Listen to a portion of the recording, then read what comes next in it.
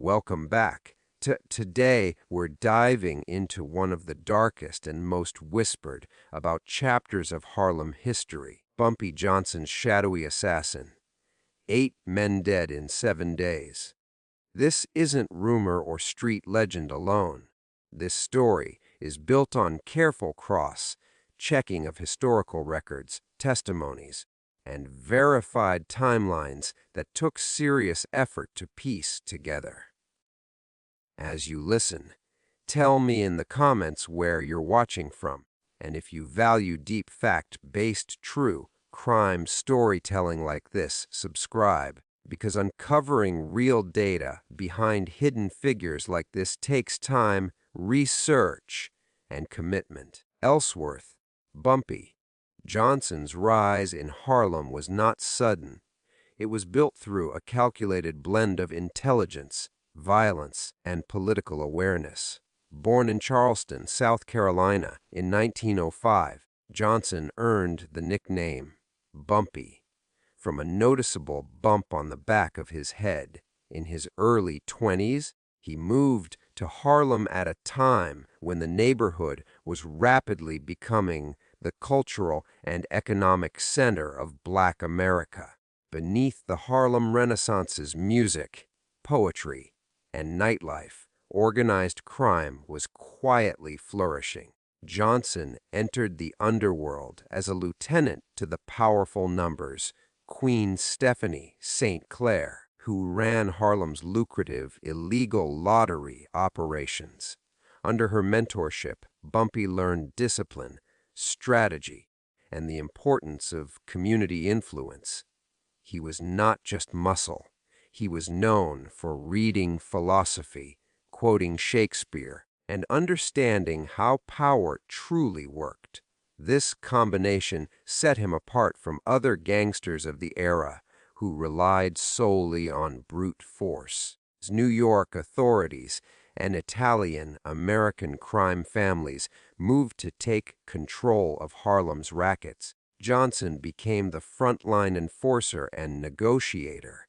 His reputation for ruthless efficiency and his willingness to retaliate without hesitation made him both feared and respected.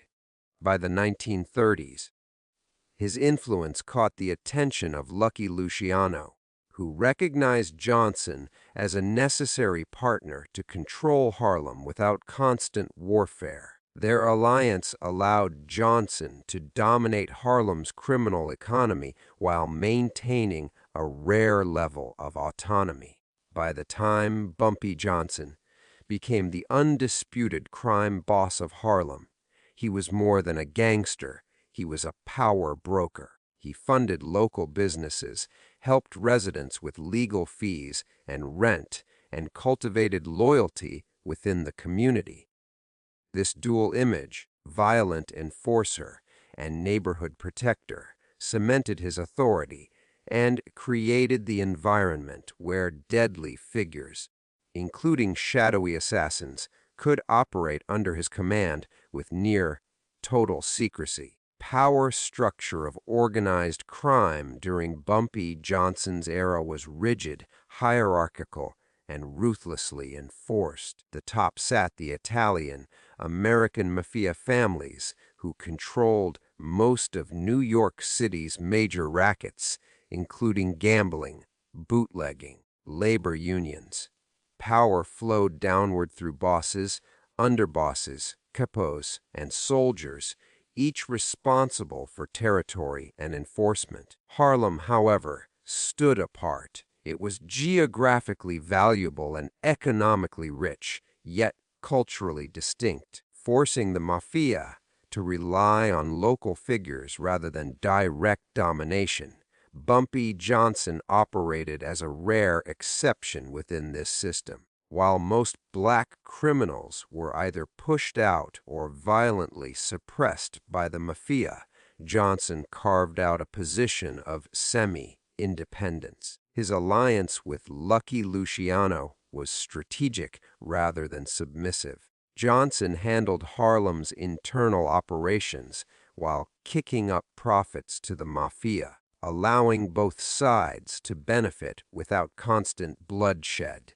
This arrangement made him powerful, but also placed him under constant scrutiny. Violence was the currency that maintained this structure. Enforcement crews ensured loyalty, punished betrayal, and eliminated rivals quickly to prevent instability. Killings were not random, they were calculated messages meant to reinforce hierarchy. Fear kept the system intact, and anyone who disrupted the balance, informants, rival operators, or disobedient subordinates, was dealt with swiftly and often publicly. Behind the visible leaders were shadow figures who carried out the most dangerous work. Hitmen, enforcers, and contract killers operated without recognition, their identities known only to a select few. These men allowed crime bosses to maintain plausible deniability while still exerting absolute control. Their anonymity was intentional, protecting both the organization and the leadership. Law enforcement pressure shaped the structure just as much as internal rules. Police corruption, bribery, and political influence allowed crime families to survive despite constant investigations. When arrests occurred, lower-level figures were sacrificed to shield those at the top. This insulation made bosses like Bumpy Johnson difficult to prosecute and even harder to replace. Territory was everything. Control of a neighborhood meant control of its money, its people, and its silence. Harlem's streets were carefully monitored, with lookouts, runners, and trusted locals ensuring that threats were identified early. Outsiders could not move freely without permission, and violations often ended violently.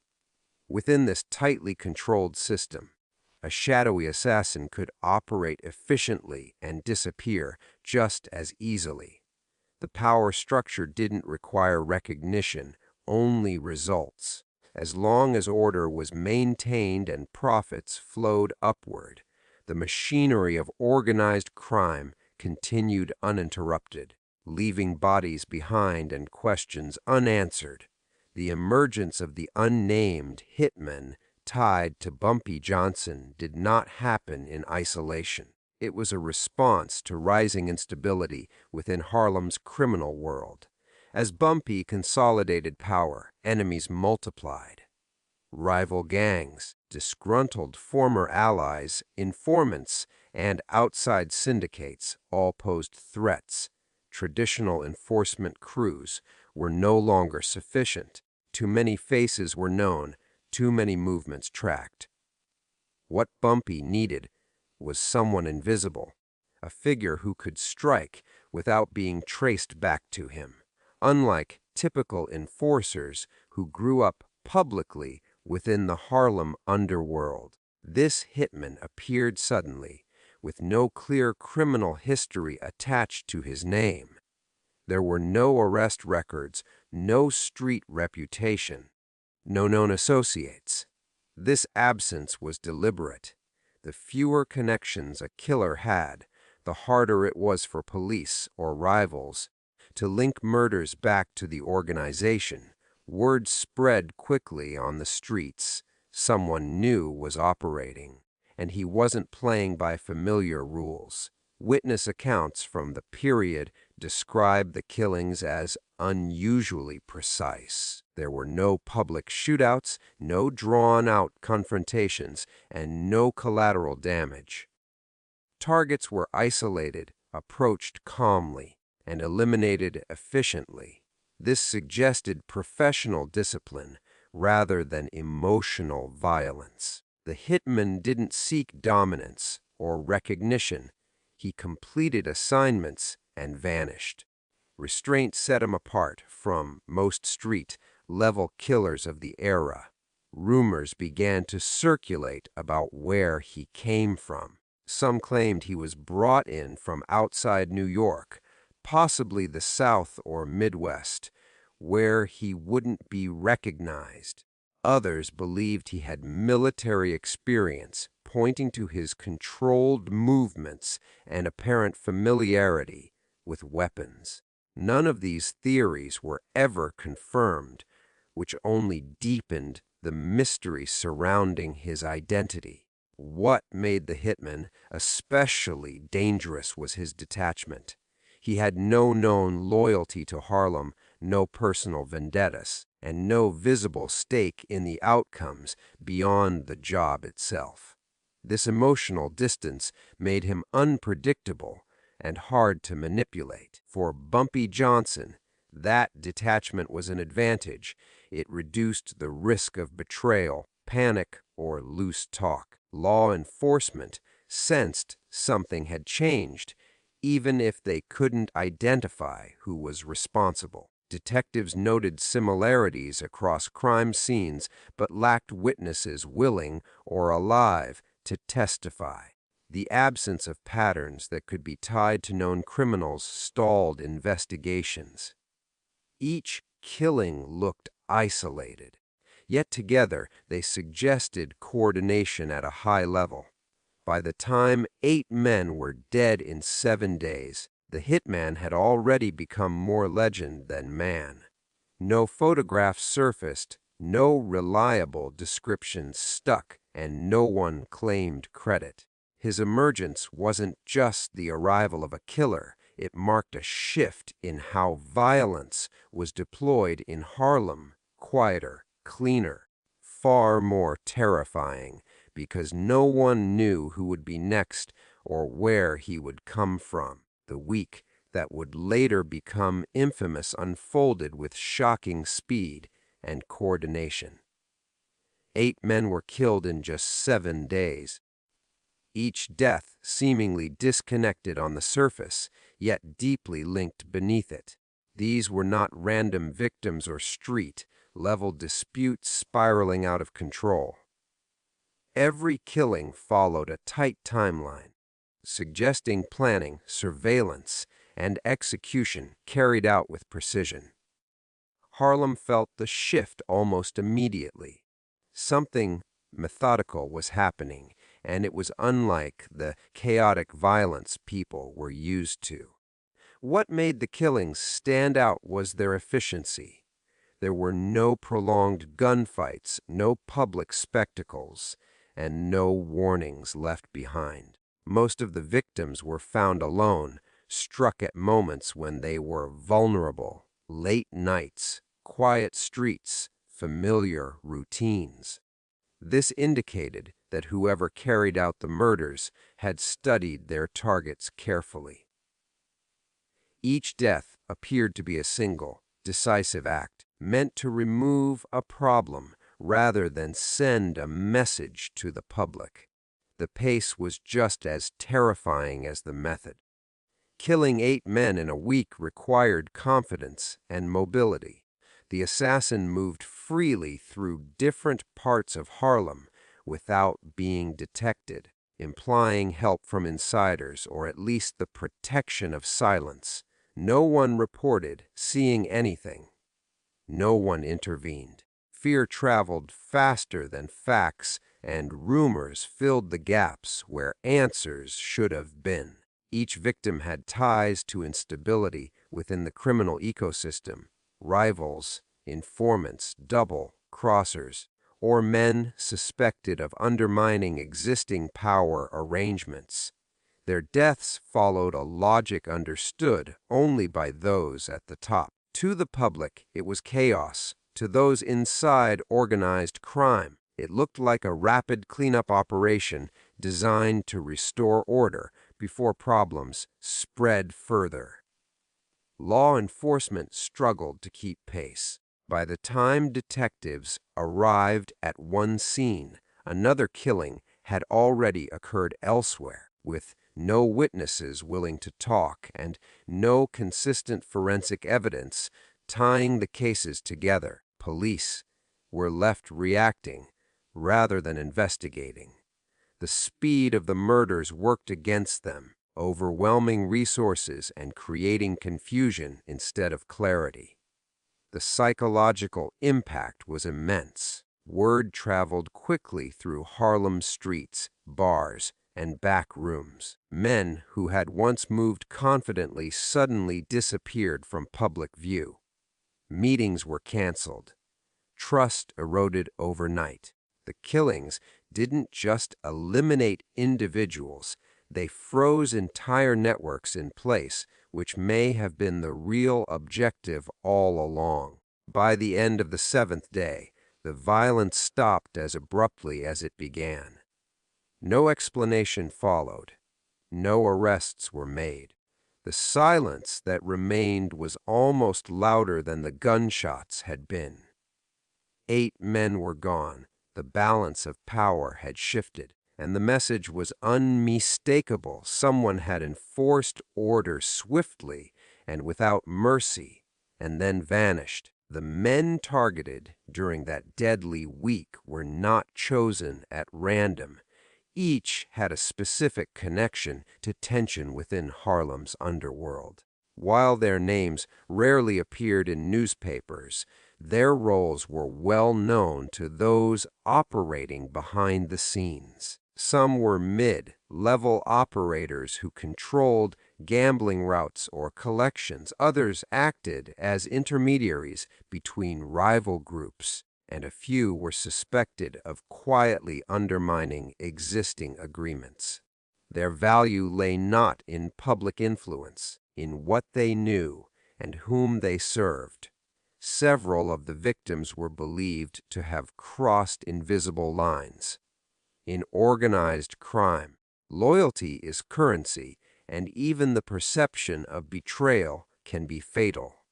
Some targets were rumored to be sharing information. Whether with rivals or law enforcement remains unclear. Others were accused of skimming profits or attempting to shift allegiances without permission.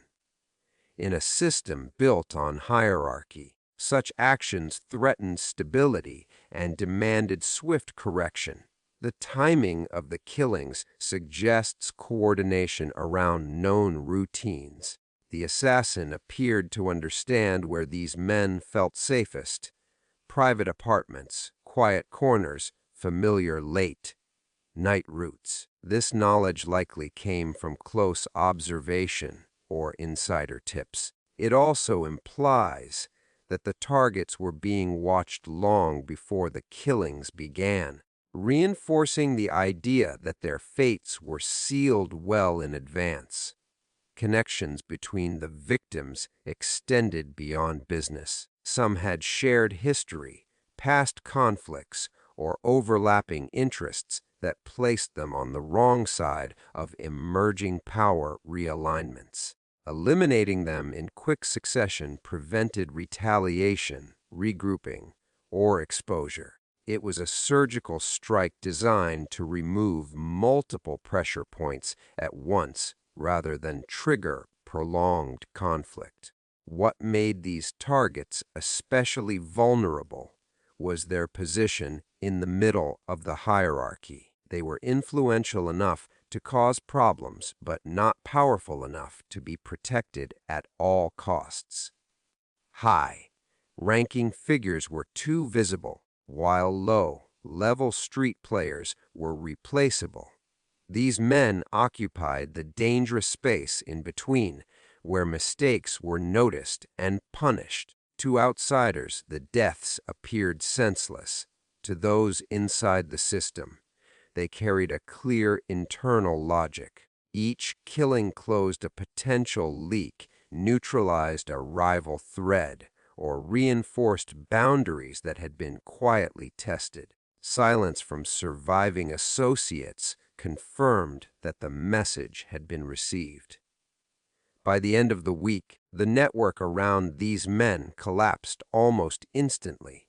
Their operations stalled, alliances dissolved, and anyone connected to them distanced themselves. The assassin didn't just remove individuals, he dismantled entire chains of influence.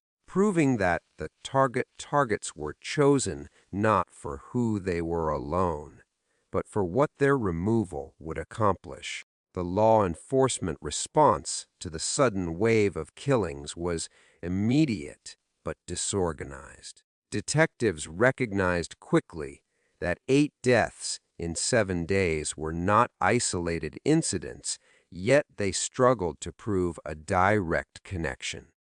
Each crime scene offered little evidence, and without witnesses willing to cooperate, police were left piecing together fragments rather than building solid cases. The speed of the killings kept authorities permanently one step behind. Harlem residents were reluctant to speak, and for good reason. Fear dominated the streets, and trust in the police was already low. Anyone seen talking to officers risked being labeled an informant, which could be a death sentence. This silence created a protective barrier around the assassin, allowing him to operate in an environment where cooperation with law enforcement was almost non-existent. Police increased patrols and surveillance in known crime areas, but these measures had limited effect. The killings did not happen in predictable hotspots or during obvious criminal activity. They occurred quietly, often indoors or in secluded locations, making patrols ineffective. The lack of a visible pattern frustrated investigators and diluted their resources.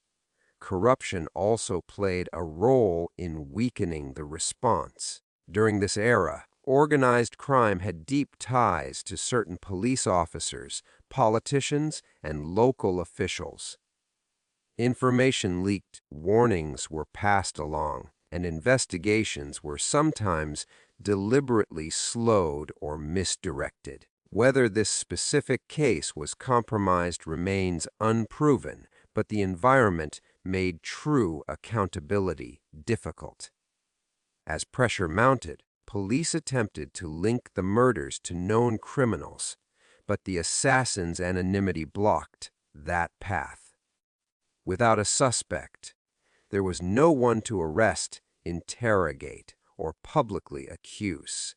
The killings became known more through whispers than headlines, which limited public outrage and reduced urgency at higher levels of the justice system. Internal police discussions reportedly acknowledged a professional hand behind the murders. Detectives suspected contract killings tied to organized crime but lacked the evidence to push further. Without confessions, weapons, or eyewitnesses, cases stalled quickly and files began to pile up unresolved. By the end of the week, law enforcement had failed to stop the violence or identify its source. When the killings suddenly ceased, police were left with unanswered questions and cold leads. The silence that followed was interpreted as defeat, not just of an investigation, but of the system itself, reinforcing the idea that someone with power and protection had orchestrated the violence and walked away untouched. Fear spread across Harlem faster than any official explanation ever could. After the first few killings, people sensed something was wrong, but by the 4th and 5th deaths, panic settled in. These weren't loud, chaotic murders that drew crowds. They were quiet, deliberate, and unsettling.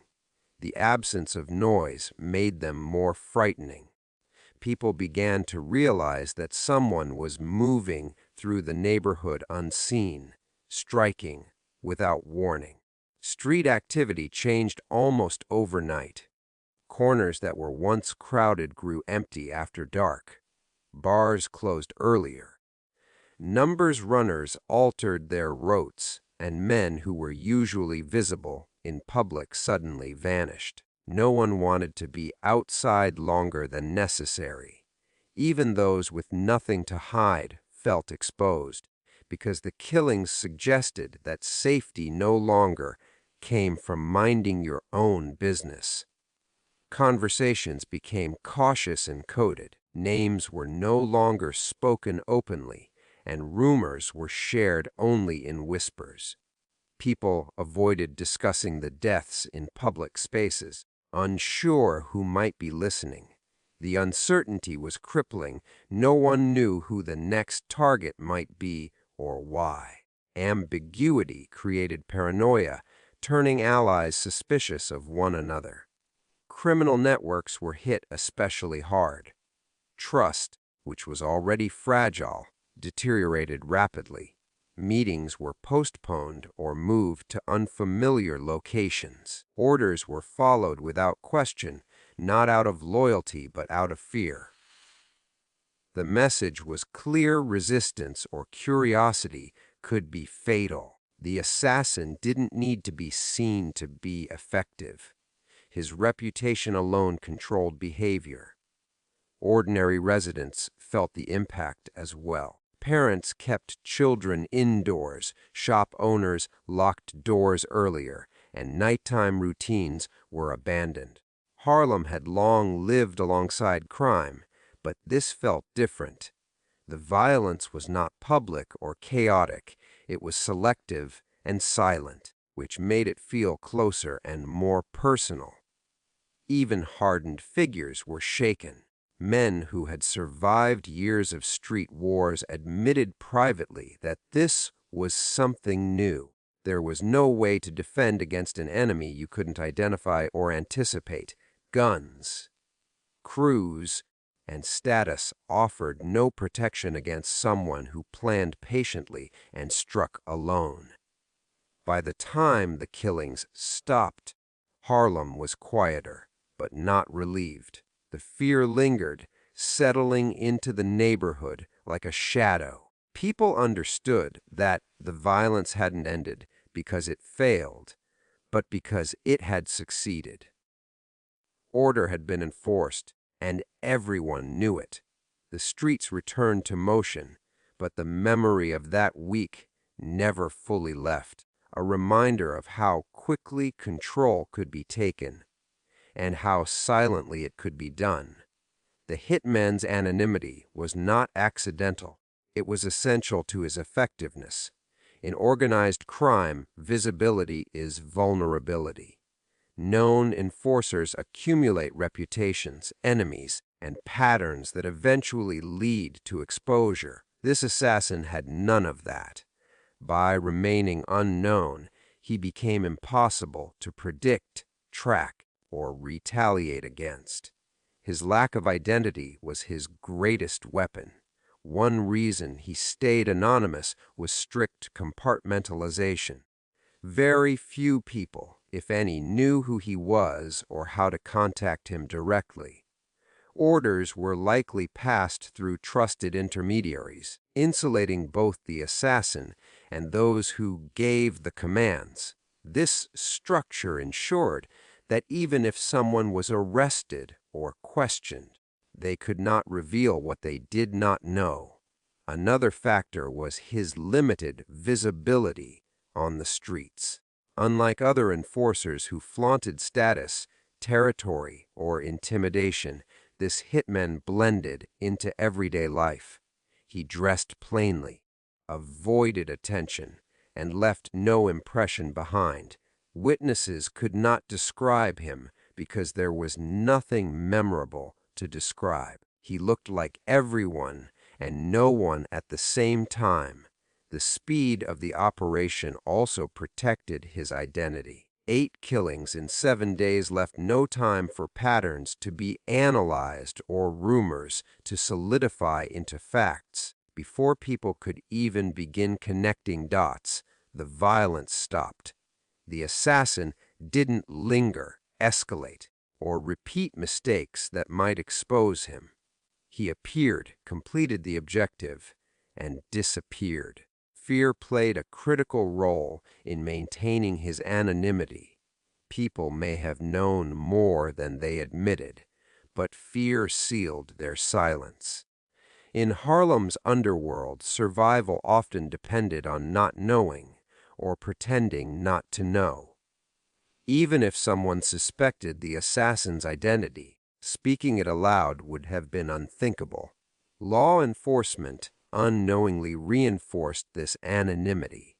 With no suspect to focus on, investigations drifted toward known criminals and familiar faces, leaving the real killer untouched. The absence of evidence allowed the assassin to remain a rumor rather than a target, a shadow rather than a man. Ultimately, the hitman stayed anonymous because the system protected him. Organized crime didn't require names, only results. Once order was restored, there was no reason to expose the person who achieved it. His identity was buried intentionally, leaving behind only a chilling legacy. Proof that the most dangerous figures are often the ones no one ever sees. The line between myth and documented fact in this story is thin and often blurred. Harlem's history, especially its criminal history, has long been shaped by oral storytelling, exaggeration, and street legend. Over time, repeated retellings turned certain events into folklore, making it difficult to separate what actually happened from what people believed happened. The week of 8 killings quickly entered that space where fact and fear merged. Documented facts confirm a rapid series of murders within a short time frame, along with police records noting similarities in execution and timing.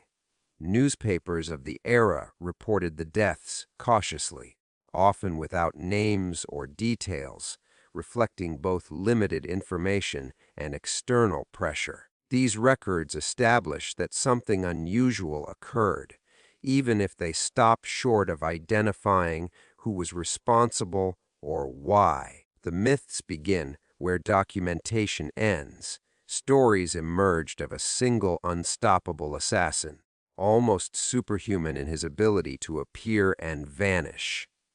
Some versions exaggerated the number of killings. Others claimed supernatural luck or protection. These tales grew because silence left room for imagination. When no official answers exist, people fill the gaps themselves. Another layer of myth formed around Bumpy Johnson's role. Some narratives portray him as directly commanding every killing, while others depict him as a distant figure who simply allowed events to unfold. In reality, hard evidence tying him personally to each death is limited. His reputation, however, made him an easy focal point for blame and speculation. Witness accounts complicate the picture further. Many statements were secondhand, altered by fear or time. Some contradicted each other, while others aligned too neatly to be trusted fully. Fear of retaliation likely shaped what people chose to remember or forget, casting doubt on even sincere testimonies. Law enforcement files add another challenge. Incomplete reports, missing evidence, stalled investigations leave holes that can't be filled definitively. Corruption and political pressure of the era further reduced reliability. What remains is a fragmented paper trail that confirms violence but withholds clarity. In the end, the truth sits somewhere between myth and record. 8 men did die in 7 days. That much is real. A shadowy figure likely carried out the killings, but his identity and full story remain unproven. The myths persist because they serve a purpose. They capture the fear, power, and mystery of a moment when control was enforced quietly, and history chose silence over certainty. The impact of these killings on Bumpy Johnson's legacy was profound and long-lasting. Already known as a powerful and intelligent crime boss, The events of that week reinforced his image as a man capable of absolute control. Whether or not he personally ordered every killing, the outcome reflected his authority. Order was restored quickly, and no one challenged Harlem's power structure in the immediate aftermath. To allies, the incident strengthened Bumpy's reputation as a protector of stability. Violence, in this context, was seen as a necessary tool to prevent larger wars that could harm business and the community. The precision and speed of the response suggested leadership that valued efficiency over chaos, a trait many inside organized crime respected. To rivals, the message was unmistakable. Harlem was not open for takeover. Internal dissent would not be tolerated. The silence that followed the killing spoke louder than any public display of force. Potential challengers backed away, choosing survival over confrontation. In that sense, the assassin's actions acted as an extension of Bumpy's authority, even if he remained unseen. Public perception was more complex. Within Harlem, many residents continued to view Bumpy as a controversial figure, dangerous, yet also someone who helped locals financially and stood against outside exploitation. The lack of public bloodshed during the killings allowed this dual image to survive. People could fear his power without feeling constantly threatened by it. Historians later struggled with how to frame this chapter of his life. Some saw it as evidence of cold, calculated leadership, while others viewed it as proof of brutality masked by intelligence. Because the details remained unclear, interpretations varied, allowing Bumpy's legend to grow rather than settle into a single narrative. The mystery surrounding the hitman added another layer to his legacy. A known enforcer would have personalized the violence. An unknown one turned it into myth. That ambiguity elevated Bumpy beyond a typical gangster, making him appear almost untouchable, someone whose will could be enforced without him ever being seen. Ultimately, this episode cemented Bumpy Johnson as a figure of both fear and fascination. His legacy became defined not just by what he did, but by what happened in his orbit. 8 men died, power shifted, and Harlem fell silent, and decades later, the unanswered questions continue to shape how his name is remembered. After the week of killings ended, the assassin vanished as completely as he had appeared. There were no follow-up attacks, no sightings, and no rumors of his return. This sudden disappearance suggested that the mission had a clear endpoint.